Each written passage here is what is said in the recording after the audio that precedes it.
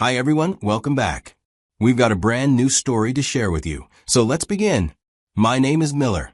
Sometimes the most devastating betrayals come from the people you've sacrificed everything to help. For years, I dedicated my entire life to caring for my disabled wife, restructuring my world around her needs and limitations.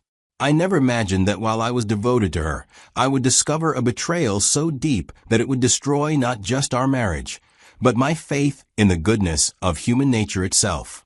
Kimberly and I had been married for 3 years before our lives changed forever.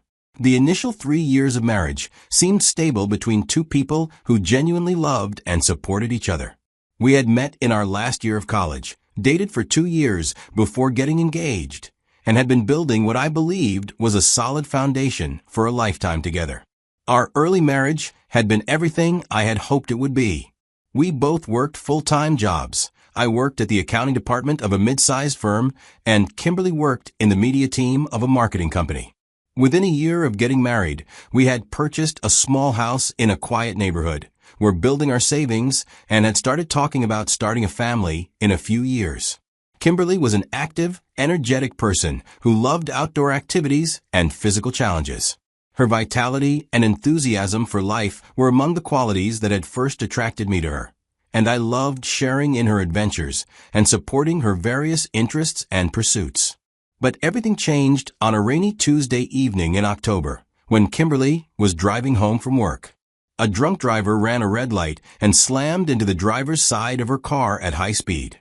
The impact was devastating, crushing the entire left side of the vehicle and trapping Kimberly inside for nearly an hour, while emergency responders worked to extract her from the wreckage.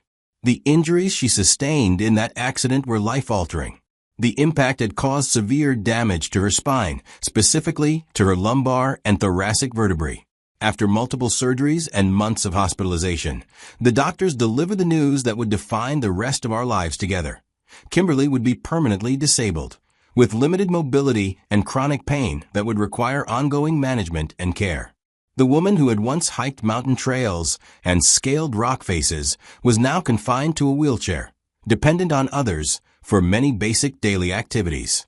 The physical trauma was compounded by the emotional and psychological impact of losing her independence and having to completely reimagine her future.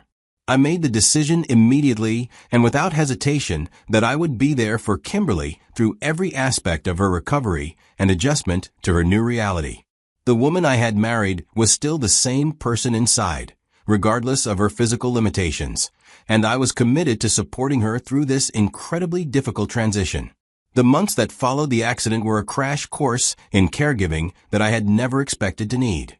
I learned how to assist with transfers from bed to wheelchair, how to help with personal hygiene when her mobility was limited, how to manage her medications and pain management routine, and how to adapt our home environment to accommodate her wheelchair and other mobility needs. I also had to completely restructure my work schedule and career priorities to accommodate Kimberly's care needs. I negotiated with my employer to work from home several days a week, reduced my hours when necessary for medical appointments, and took on additional responsibilities at home that Kimberly could no longer handle independently. The insurance settlement from the drunk driving accident provided some financial support, but it wasn't enough to cover all the ongoing medical expenses, equipment needs, and home modifications required for Kimberly's care. I found myself working extra hours when possible to supplement our income, often staying up late to complete work projects after spending the day focused on Kimberly's needs. But I didn't resent these sacrifices because I loved Kimberly and wanted to do everything possible to help her adapt to her new circumstances and maintain the best possible quality of life. I saw my role as her caregiver as an extension of my commitment as her husband, and I approached it with the same dedication I brought to any important responsibility. The physical modifications we made to our home were extensive and expensive. We installed ramps at all the entrances, widened doorways to accommodate her wheelchair, renovated the bathroom with accessible fixtures, and converted our guest room into a main floor bedroom so Kimberly wouldn't have to navigate stairs. Every aspect of our living space had to be reconsidered through the lens of accessibility and safety. Beyond the physical adaptations, the emotional and psychological adjustments were equally challenging. Kimberly struggled with depression and anger about her situation, which was completely understandable given the magnitude of the changes she was facing. She grieved the loss of her former physical abilities and independence, and some days were much harder than others in terms of her emotional state and outlook. I tried to be as supportive and understanding as possible during these difficult periods, recognizing that her frustration and sadness were natural responses to trauma and loss. I encouraged her to work with a therapist to process her emotions, and I attended counseling sessions with her when she felt it would be helpful. The social isolation that often accompanies disability was another challenge we had to navigate together.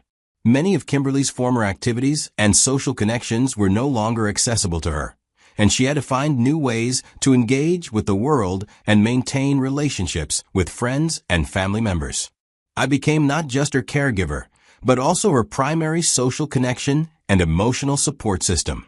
This was a role I was willing to take on, but it was also emotionally and physically exhausting to be responsible for so many aspects of another person's daily life and well-being.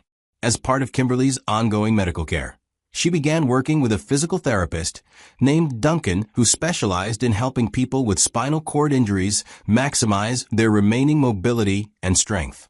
Physical therapy became a regular part of her weekly routine, with sessions both at the clinic and exercises that she could do at home. Duncan seemed knowledgeable and professional. After a few weeks of this therapy, Kimberly appeared to be making some progress with her strength and mobility under his guidance. I was grateful that she had access to specialized care that might help improve her quality of life and independence over time. The therapy sessions provided Kimberly with goals to work toward and a sense of progress that was important for her mental health. She would often come home from sessions with Duncan feeling more optimistic and motivated, which was a welcome change from the periods of depression and discouragement that had been common in the first years after her accident. I encouraged Kimberly's commitment to physical therapy and supported her attendance at sessions, often rearranging my own schedule to provide transportation when needed. The therapy seemed to be one of the few bright spots in her otherwise challenging daily routine, and I was happy to see her engaged with something that brought her hope and a sense of purpose. Over the years, I had settled into the routines and responsibilities of caregiving while trying to maintain some semblance of normal life and relationship dynamics. It wasn't easy, and there were many days when I felt overwhelmed by the constant demands and the weight of responsibility for Kimberly's care and well-being.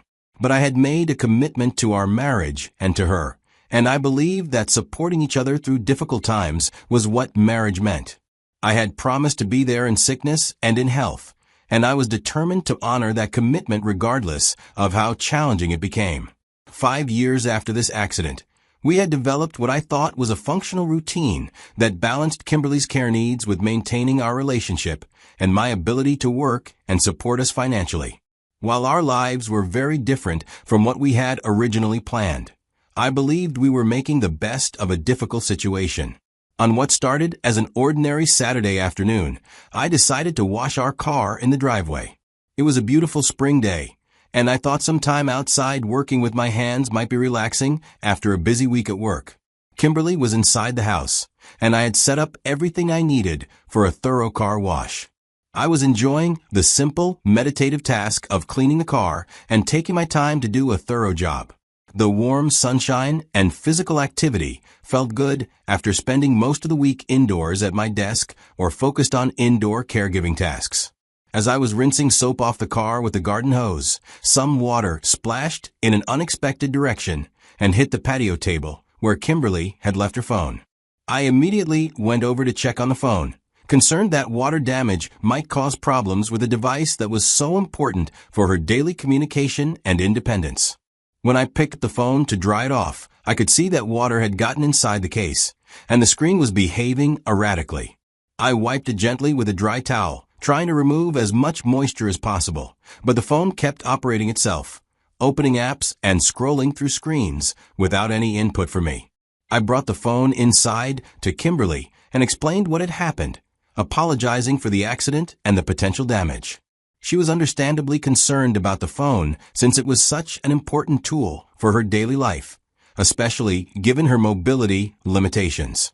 We agreed that I should take the phone to a repair technician as soon as possible to see if the water damage could be fixed or if the internal components needed to be replaced. Kimberly's phone contained important contacts, medical information, and apps that she relied on for various aspects of managing her daily routine. I found a highly rated electronics repair shop that specialized in water damage and took the phone there first thing Monday morning. The technician explained that water damage could be unpredictable and that they would need to disassemble the phone, clean all the components, and test everything to determine what could be salvaged. The repair process took several days, during which Kimberly had to rely on our landline and my phone for essential communications. While this was inconvenient, we managed the temporary arrangement and waited to hear back from the repair shop about whether the phone could be fully restored. When I picked up the phone from the technician, he explained that they had been able to clean and repair most of the internal components and that the phone should function normally again. However, he recommended that I test all the functions and apps to make sure everything was working properly before considering the repair complete. I brought the phone home and began going through it systematically to confirm that everything was working as it should. I checked the basic functions like calling and texting, tested the camera and various apps, and made sure that Kimberly's important information and settings had been preserved through the repair process. As I was scrolling through different functions and apps to test them, I stumbled across something that Kimberly never thought I would see. In her text messaging app, there was an extensive conversation thread between her and Duncan, her physical therapist, that was clearly not professional in nature. The messages revealed that Kimberly and Duncan had been having some sort of affair for over a year. The conversations were intimate and romantic, filled with expressions of love and desire that made it clear their relationship had progressed far beyond the professional boundaries that should have existed between a patient and healthcare provider. But what made the discovery even more devastating was learning the extent of their betrayal. The messages revealed that they had been meeting at our home, in my bedroom, when I was away at work or running errands.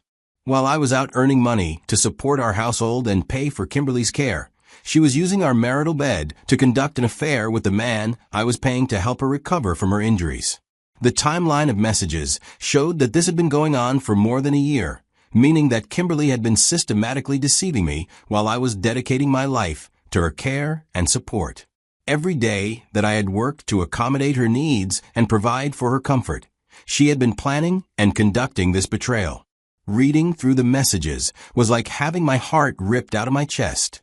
The woman I had sacrificed everything to care for, the woman whose life I had completely restructured my own around, had been conducting a secret relationship with another man using the very resources and support I was providing. The messages also revealed details about their physical relationship that made it clear Kimberly's disability had not prevented her from being intimate with Duncan. While she had often claimed to be too tired or in too much pain for physical intimacy with me, she was apparently able to be physically active with her therapist. The betrayal was multifaceted and devastating on every level. It wasn't just infidelity. It was a complete violation of the trust and commitment that had sustained me through years of caregiving. It was a mockery of every sacrifice I had made and every accommodation I had provided for her benefit. I sat in my car outside our house for nearly an hour, trying to process what I had discovered and figure out how to confront Kimberly about it. The evidence was undeniable, but I knew she would likely try to minimize or explain away what I had found. When I finally went inside, I found Kimberly in the living room, and I immediately confronted her about what I had discovered on her phone.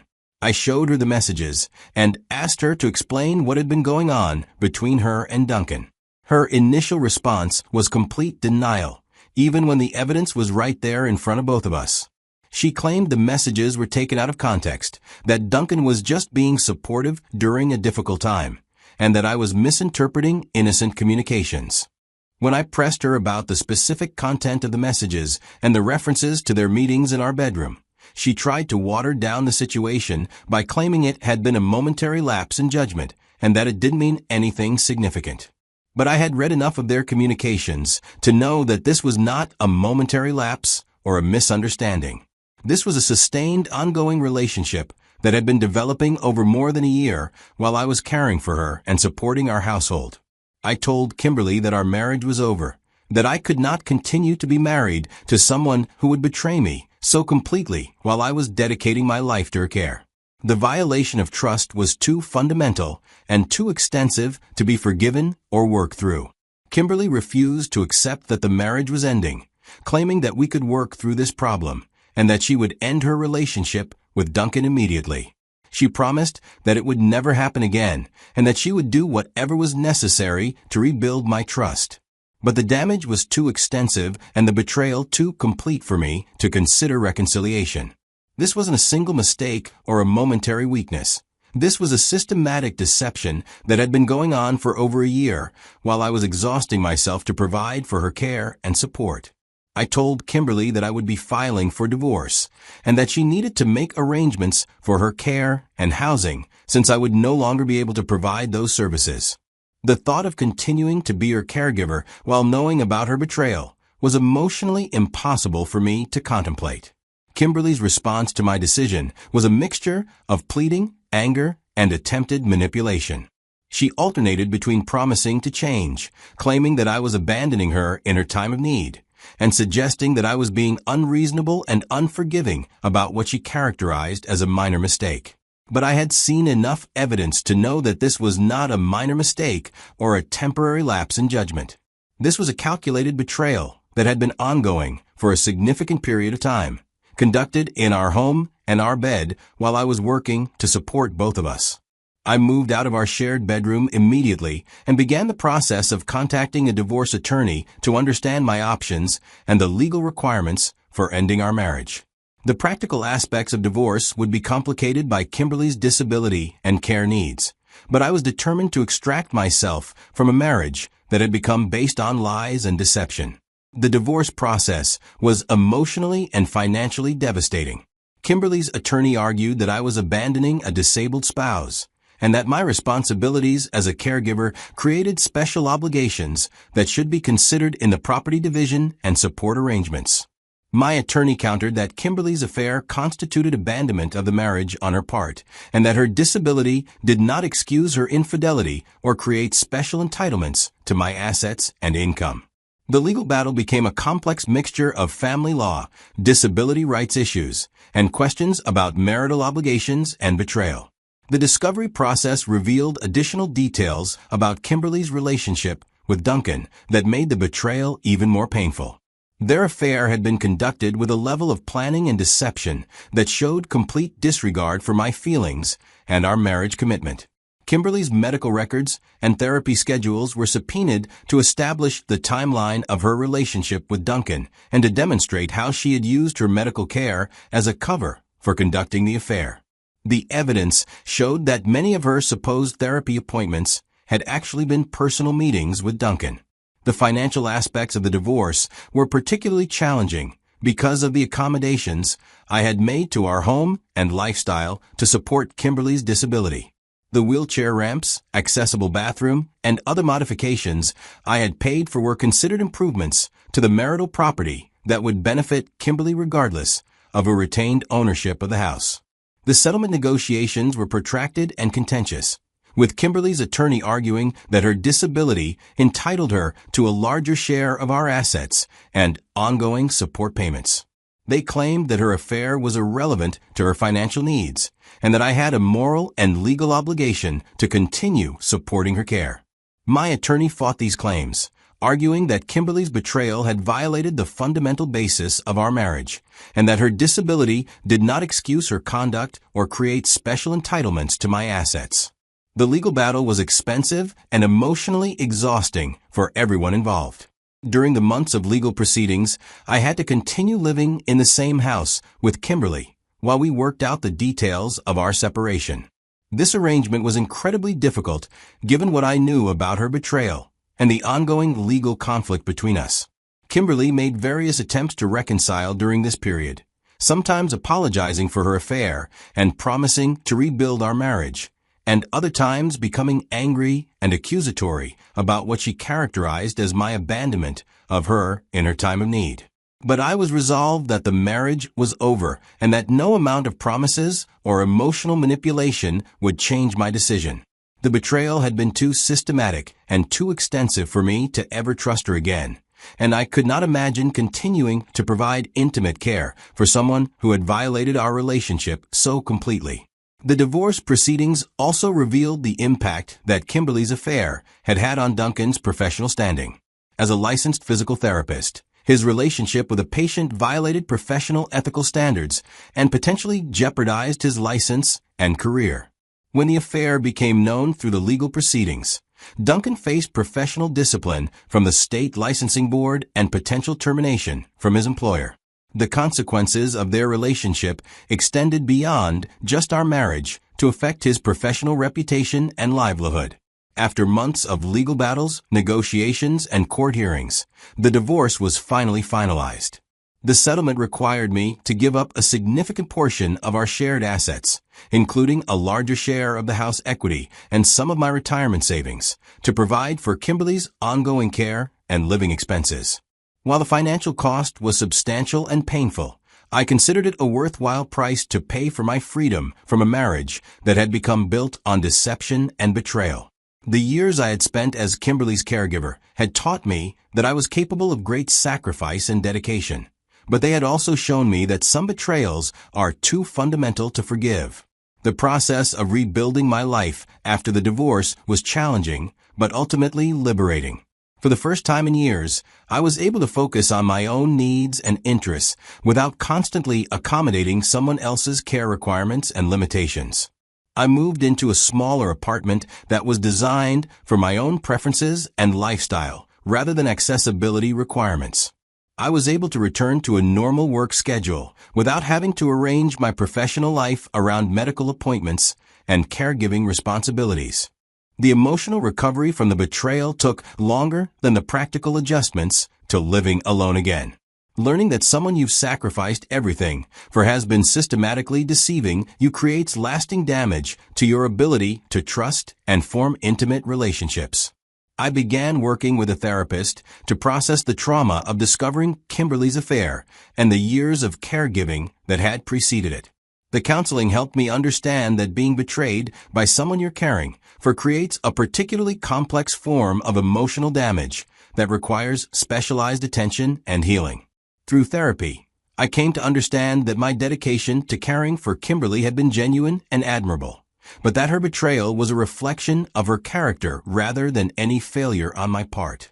I had honored my commitments and sacrifices, while she had chosen to violate the trust that made those sacrifices meaningful. The experience taught me important lessons about the difference between unconditional love and enabling destructive behavior. While I had approached caregiving with genuine devotion and selflessness, Kimberly had taken advantage of my dedication to pursue her own selfish desires without regard for the impact on our marriage or my well-being. Looking back on the years I spent caring for Kimberly, I can see that there were probably signs of her dissatisfaction and potential for betrayal that I chose to ignore or rationalize away. Her emotional distance, lack of appreciation for my sacrifices, and increasing focus on activities outside our home might have been warning signs that I was too devoted to recognize. The discovery of her affair through the accidental water damage to her phone felt like a cruel irony, that such a simple, random event would reveal such a systematic and devastating betrayal. If I hadn't been washing the car that day, or if the water hadn't splashed in just the right direction, I might have continued living in ignorance of her deception for much longer. Today, I'm grateful that the truth was revealed when it was, even though the discovery was incredibly painful. Living unknowingly as the betrayed caregiver of an unfaithful spouse would have been a waste of more years of my life and emotional energy. The experience changed my understanding of marriage, commitment, and the limits of unconditional love. While I believe in supporting your partner through difficult times, I also learned that some betrayals are too fundamental to overcome, and that self-respect sometimes requires walking away from relationships that have become harmful or destructive. The woman whom I cared for through years of disability repaid my dedication with systematic betrayal, but her actions ultimately freed me from a relationship that had become one-sided and unsustainable. The water that splashed on her phone that day revealed not just her affair, but the true nature of our marriage and the person I had been sacrificing everything to support. While the divorce was expensive and emotionally devastating, it was also the beginning of my liberation from a situation that had been slowly destroying my own well-being and self-respect. Sometimes the most painful discoveries are also the most necessary for moving toward a healthier and more authentic life.